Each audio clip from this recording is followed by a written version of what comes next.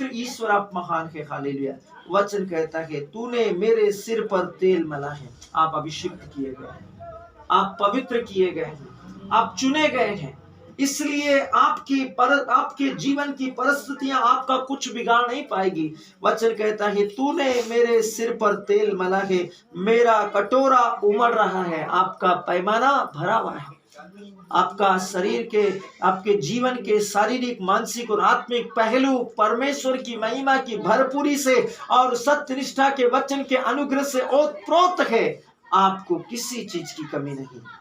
आपका पैमाना, आपका कटोरा उमड़ रहा है, उसमें बेपरिमाण बहुतायत से समाया हुआ है। वो दूसरों को देने के लिए है। परमेश्वर का वचन कहता है, वचन 6 और अंतिम वचन में, निश्चय मतलब पक्का जान लो, पक्का मान लो कि भलाई, अच्छाई और सच्चाई जीवन भर आपके साथ में रहेगी।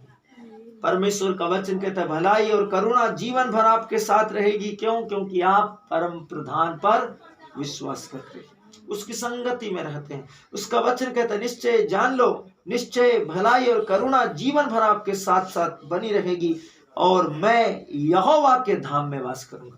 आपकी उपस्थिति, आपकी एक्टिविटी परमेश्वर के साथ होगी हमेशा के लिए, हमेशा हमेशा के लिए।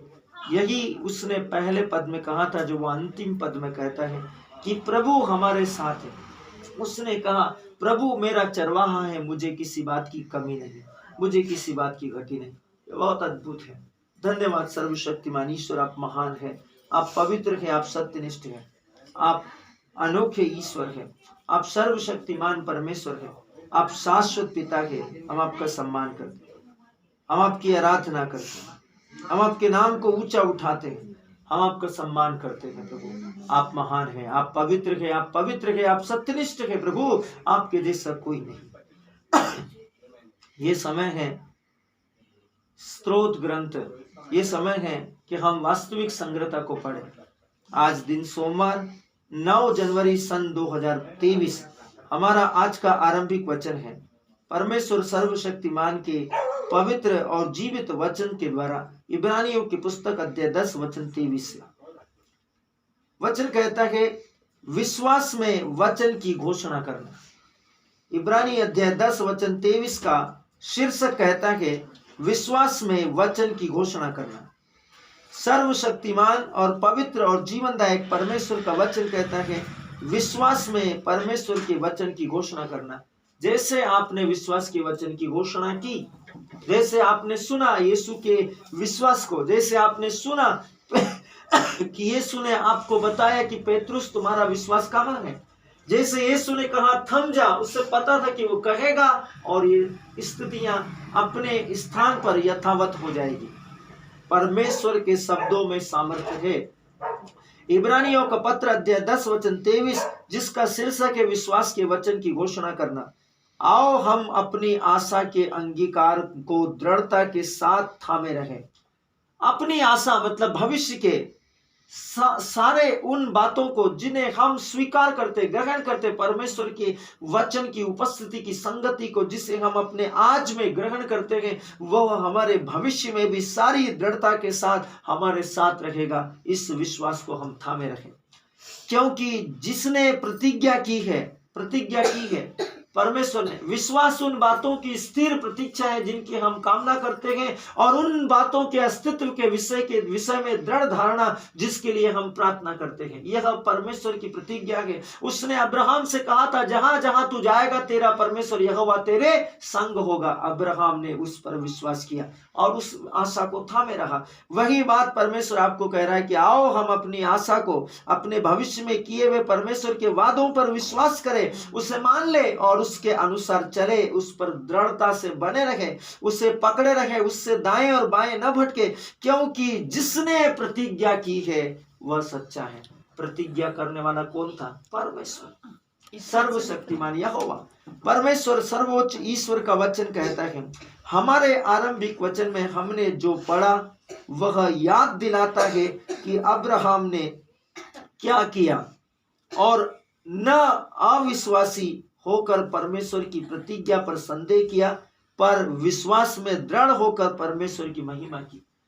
अब्राहम ने कभी अपने जिंदगी में अविश्वास नहीं लेकर आया। उसने विश्वास किया, उसने परमेश्वर पर भरोसा किया, उसने परमेश्वर पर यकीन किया उन परिस्थितियों में जब वो 90 से 100 वर्ष की आयु का था। उसने परमेश्वर की बातों पर विश्वास किया कि परमेश्वर मुझे इस बूढ़ी अवस्था में भी संतान दे सकता है, और उसने उस विश्वास की महिमा को अपनी आंखों से देखा, अपने पुत्र इसहाक के रूप में। परमेश्वर सर्वशक्तिमान है। रोमियो का पत्र अध्याय 4 वचन 20। आप परमेश्वर को महिमा कैसे देते हैं, ये एक सवाल है। आप अपने जीवन में परमेश्वर को महिमा कैसे देते हैं? जब आपके जीवन में कोई विशेष कार्यक्रम होता है, जब आपके जिंदगी के अंदर आप किसी विशेष घटना या सफर या यात्रा में होते हैं, जब आप किसी भयानक तरीके से बचा लिए गए या सुरक्षित कर दिए गए, आप अपने जीवन में परमेश्वर को कैसे महिमा देते हैं? प्रतिदिन परमेश्वर को अपने धन्यवादिता, समर्पण, प्रार्थना, आराधना और परमेश्वर के नाम को प्रशंसा देकर आप परमेश्वर को महिमा दे सकते हैं। प्रतिदिन वचन कहता है कि यह उसके वचनों की घोषणा है, उसकी महानता, सामर्थ्य, ऐश्वर्य और प्रेम के प्रति आपकी घोषणा के द्वारा जो हमने प्रार्थनाओं के पहले की। प्रार्थना के सुसमाचार के वचनों, परमेश्वर के पवित्र वचन, वास्तविक संग्रहता को पढ़ने से पहले हम जो कुछ कर रहे थे, परमेश्वर के लिए अपने विश्वास की घोषणा कर रहे थे सर्वशक्तिमान परमेश्वर के द्वारा। वचन कहता है कि जब हम परमेश्वर के वचन की घोषणा करने के बारे में बात करते हैं तो कुछ लोग आश्चर्य करते हैं, कुछ लोगों को हजम नहीं होता है, कुछ लोग आश्चर्य करते, कुछ लोग अचंभा करते हैं। क्या करना जरूरी है? सवाल है। जो आश्चर्य करते हैं उनके दिमाग की उपज, क्या करना जरूरी है परमेश्वर की वचन की घोषणा करने के लिए? बाइबल कहती है हाँ, यह राज्य का एक सिद्धांत है, ईश्वर के राज्य का एक सिद्धांत है। पुराने जमाने में आपने देखा होगा, टीवियों में, टेलीविजन में, सीरियलों में, जब कोई महाराजा के दरबार में या सम्राट के या चक्रवर्ती सम्राट के या सुल्तान के या बादशाह के राज दरबार में प्रकट होता था, तब उसे बहुत दूर ही से उस राज्य के राजा की महिमा की घोषणा करनी होती थी। यह एक सिस्टमैटिक उसकी राज्य और उसकी महिमा, उसके वैभव, उसके कीर्तन की घोषणाएं हैं। तब क्या जब आप प्रार्थना करने के लिए आते हैं, परमेश्वर कौन है? सारी सृष्टि, सारे विश्व, सारे ब्रह्मांड का राजा है, सारी सृष्टि का ईश्वर है। तो आपको क्या करना चाहिए? आपको कैसे करना चाहिए? आपके विश्वास की घोषणा, अपना समर्पण, अपना सत्कार, अपना आदर किन शब्दों में व्यक्त करना चाहिए? सोचिए। बाइबल कहती है हाँ, यह राज्य का एक सिद्धांत है जो कि उद्धार के लिए, रोमियो का पत्र अध्याय 10 वचन 9 और 10, और बाकी हर वस्तु के काम करता है। यदि आपको उस राज्य में रहना है, उस राज्य के अधिकारी, उस राज्य के अधीन रहकर जीवन बिताना है, यदि आप इस इंडिया में रहते हैं तो आपको इंडिया के सारे रूल्स एंड रेगुलेशंस को मानना पड़ेगा।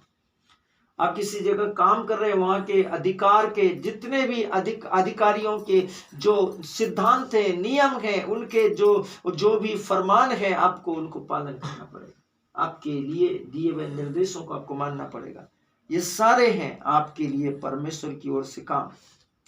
वचन बहुत स्पष्ट है। सर्वशक्तिमान का वचन कहता है जो कि उद्धार के लिए, सुरक्षित रहने के लिए, अनंत जीवन की आशीष के साथ बने रहने के लिए और स्वतंत्रता के साथ काम करने के लिए है, और बाकी हर वस्तु के लिए काम करता है। जो कुछ भी सुरक्षा रहने के लिए ही नहीं, सुरक्षित रहने के लिए नहीं, सब कुछ बाजार से स्वतंत्र रूप से खरीदने और बेचने के लिए ही नहीं, हर क्षेत्र में काम करता है आपका समर्पण और घोषणा, क्योंकि आप उसके अनुशासन और डिसिप्लिन के साथ में आते हैं। वचन कहता है मार्कुस का सुसमाचार अध्याय 11 वचन 23, मार्कुस का सुसमाचार अध्याय 11 वचन 23 में प्रभु यीशु ने कहा, तुम्हारे पास वह होगा जो तुम कहते हो। यदि आप बोलेंगे मैं शांति हूं तो आप शांति हो, आप बोलेंगे मैं आशीष हूं तो आप आशीष हो, उसने कहा तुम्हारे पास वह होगा जो तुम कहते हो, इसे समझो, एक आत्मा है। हो सकता है कि आप एक निश्चित स्थिति के विषय में प्रार्थना करे और रोए, लेकिन यदि आप उस स्थिति के विषय में वचन की घोषणा नहीं करेंगे तो कुछ नहीं बदलेगा। जब लोग प्रार्थना करते हैं, आंसू बहाते हैं और घंटों लंबे महीनों और सालों प्रार्थना करते हैं, कुछ नहीं बदल सकता। लेकिन जिस दिन आप घोषणाएं करने लगते हैं वचनों की, उस दिन पल भर में बदल जाता है। क्योंकि बहुत से हैं जो समझते हैं कि वचन को तो हम बरसों से पढ़ते आ रहे हैं, इसने हमारी जिंदगी में क्या किया। लेकिन आपको 1 रुपए की जिस दिन जरूरत होगी अत्यधिक मात्रा में, उसी दिन पता चलेगा कि 1 रुपए का महत्व कितना है। उससे पहले यदि करोड़ भी होंगे तो आपको उसका एहसास नहीं होगा। लेकिन जिस दिन उसकी वास्तविक हकीकत आपको समझ में आएगी, उस दिन जिस दिन उसका अभाव आपकी जिंदगी में होगा।